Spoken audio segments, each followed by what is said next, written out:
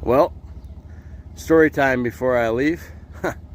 So the old 660 New Holland is going to a better place. We're off to the wrecker.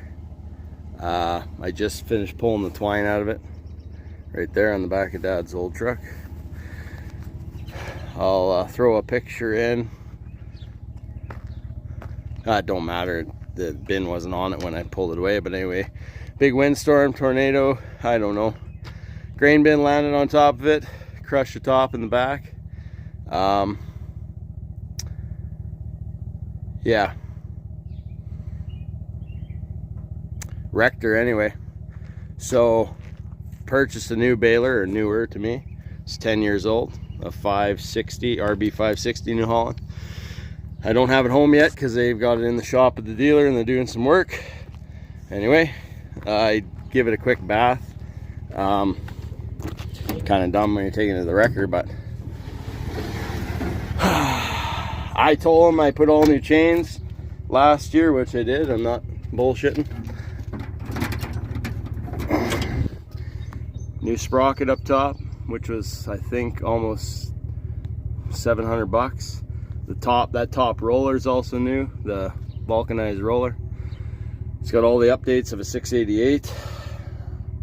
Yeah, so just on this side of the baler, quite a bit of money spent. This tire was new when I got the baler, like I put it on, but it's starting to crack up. And then last year, this tire failed, and I couldn't get a matching to the other one, so it's got that style on there, but that tire's got whatever rolls I did. So, and then these tires actually were off my 852 because they were junk on here. They were like wheelbarrow tires, so they all wore out and going flat. So I just pulled the bearings off. As you can see, it's a little bit different yellow, and they're all basically the same pickup on a chain baler to this one, and swap the tires over. PTO shafts in the back right there, and jack's buggered up, and yeah, so there it is, all done with the crying. So we'll got about an hour probably or so of pulling this to the wrecker. He said without seeing it, he gave me 2,000, so I thought that's better than sitting in the fence line and rusting away. And there's very little. The belts may have worked on the new baler, I'm not positive, but I looked online, the length of belts the same, so I do have new belts in the shed for this that I'll keep. Those two are new, and that outside one was new, but I heard they're very expensive now. But anyway, yeah, that's the was on that. So I will figure out a better video before I drive away, and you guys all see the new baler. So I will film the new baler when it gets here. So yeah, a little fun. Okay, have a great day, everyone. Take care. Heading up Dunvegan Hill, and Chad is pulling the Swather with a hay-bine header on it, and yeah, bought it off Chad, so he's delivering it, I guess, to just help him get across the bridge. We had to unload it and drive it across and load it back up. So, but anyway, little adventure for today in the rainy weather, but yeah, I'll show you guys more about it later, so talk to you then.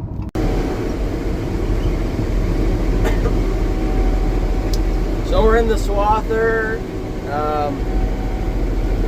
not going very fast because I gotta run everything with the stick here. Not a super bad egg drop, might be one of the best ones I cut here, I don't know. I was gonna say not the best, but yeah, it's decent. It's smashing the lay down bar. It's not the best hay crop I've ever cut, but it might be the best one on this field. So I basically put this hay in, and then it was all drought afterwards. But yeah, like I said, not going fast at all right at the moment. Once I get off this phone, I can scoot along around 6 miles an hour. Most of the places there was some heavier alfalfa over there, and the reel was having trouble installing out. But anyway, little glimpse from inside the old 220 Massey. So yeah, like I said, no foot pedals in this one, just a joystick, so I can't, like Nick there the other day on his live stream, he of course had the older Swather with foot pedals. So okay, I'll let you guys go. Talk to you later. Well, good Sunday, everyone. I don't think I've done an up close look at this hot rod, but Massey 220 Series 2, Perkins diesel, 85 horse, I believe. I looked up. Have to go get the Draper header yet, but anyway, it has a 220 Massey Ferguson 14-foot mower conditioner, I think they call it. Anyway, steel crimpers, crimper rolls, and kind of a goofy knife drive, but all hydraulically turned. I greased it again. Been needing grease every 5 hours. Apparently you're supposed to grease the knife assembly. So since I got it home, I changed those bearings in here. They were shot, now they're nice and tight, and the banging is gone. Rubber's all right. One back tire goes flat. I'll have to get that repaired. Just keep pumping it up. I think that was Ian. Nothing fancy in the cab. It's a Swather. It does have a new AC compressor in it. I did repair the air conditioning, got it working. And this is the baler. So this replaced the 660. We got hooked to the old 2135.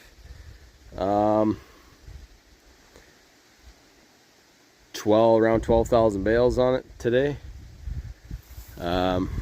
Specialty crop, so it has the stuffer, like if anyone watches BP's channel, BP Farm and Trucking, or oh yeah, there's a part of a bale in here, I forgot. I just cleaned up the last swath, but has a stuffer shaft. I don't know how much some of these bands have been changed, some are bent, I guess. But tried getting the net wrap to work, but I guess that'd have to be cleaned out, eh? But it says something about it's not started properly. I don't know. I wasn't gonna net wrap any hay anyway, but I think with straw would be kind of cool. Anyway, I didn't obviously blow it down before it rained.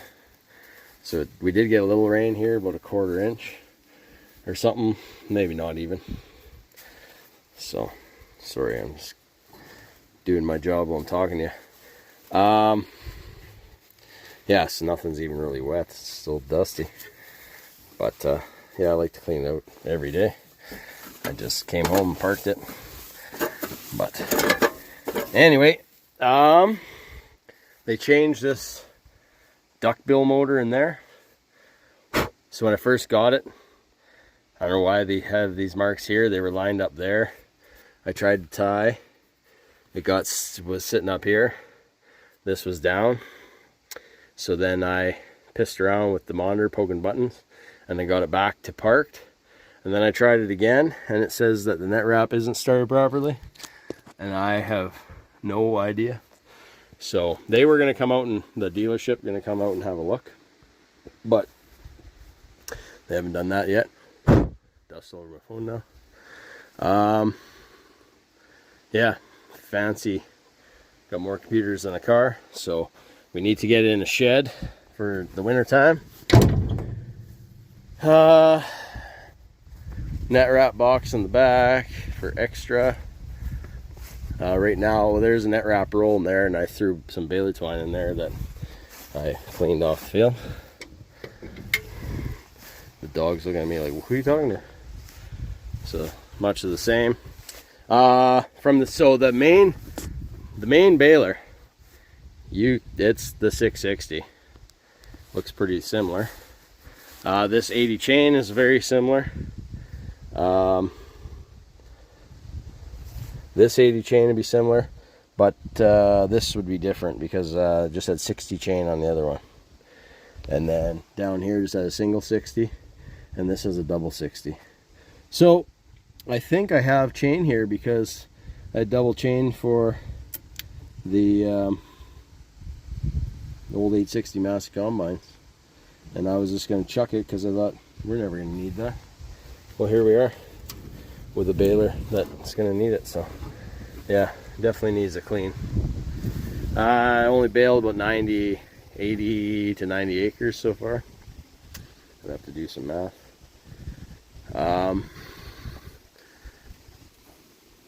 I'll show you a little update. So we don't have a shield yet on this thing. So we thought it was bent here. I was pretty sure it was bent. It was rattling, couldn't run it. There used to be a big CV joint here. This drive shaft from, well, for us from Case IH, because they own New Holland now, in Grand Prairie, is 8,300. They told me 6,300 because they would take half the cost. So that was obviously their cost price, but a fellow with one of these balers just told me they're 8,300 bucks. So I do have to, I'm going to grind this off yet because that hits when you turn. Otherwise it seems to work fine. That, like I said, there's two U joints here, this big CV thing, and it was hitting my shield. You see my shield's bent, so it was hitting there anyway. And I said, frick, the 660 baled forever with no CV joint. Do we actually need that in there? And so we just cut it out, put the U joint. This was the back U joint, and this was the front U joint, and we just put them together and saved ourselves some money. So yeah, saved myself 3,150 bucks roughly before taxes, and I'm fine with that. And yeah, what else is new on this? I replaced that inner dual just with a used tire. This tire's used too. Obviously it's original, or not original, the tractor, but one Dad had on there, and I put these outer duals last year. So I just threw another used one on there to keep her going. 12,000 hours on the old white now. That's when I changed the oil the other day. 12,062 hours.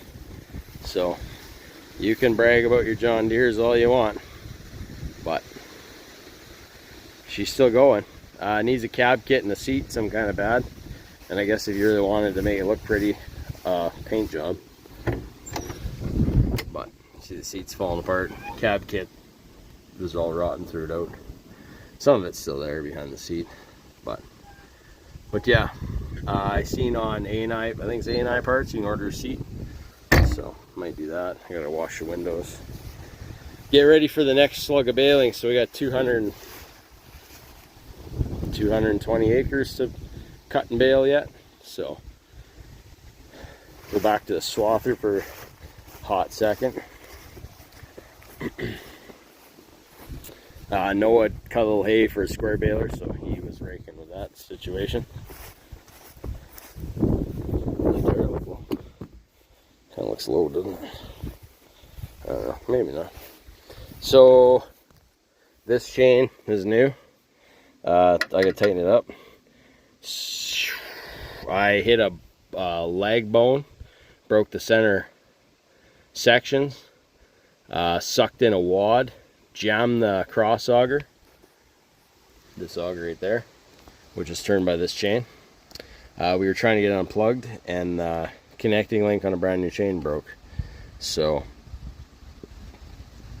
I fortunately, when I bought this chain, I bought an extra connecting link, put that on, and I cut about, I don't know, not very much, 10-12 acres, and I guess I didn't get tight enough. Inside chain, it's everything getting rusty from the rain, eh? I put a heavy 60 to run the crimper. It had a regular 60 and it was stretching out quite quick, so I went with a heavy 60. But other than that, and I adjusted the, I think I said it earlier, I adjusted the distance between the crimpers, so it had a fairly wide, I could stick my fingers in there, and I closed it down to, book says between 1/8 and 1/4 inch on the steel crimper, so I went 1/8, but pretty sexy rig. So anyway, got Dad's old Massey all serviced up yesterday, and the bale spike on it, bale spike I bought for it years ago, and put new red spikes on the case bale spike, and that'll go on back on the 1175 that's still sitting in the field, and then we can start hauling hay.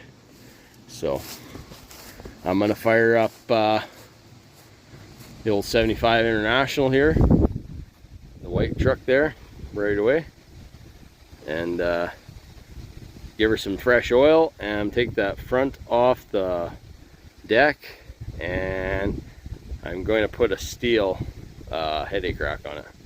That's the plan anyway. And then we can start hauling a little hay with it.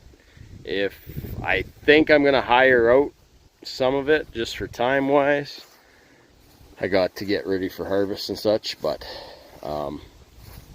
yeah, this tire is definitely low. I can see from the other one. That one is way puffed up. This one is squatting, and I think it was that back tire goes flat. So oh well, we'll fix and repair.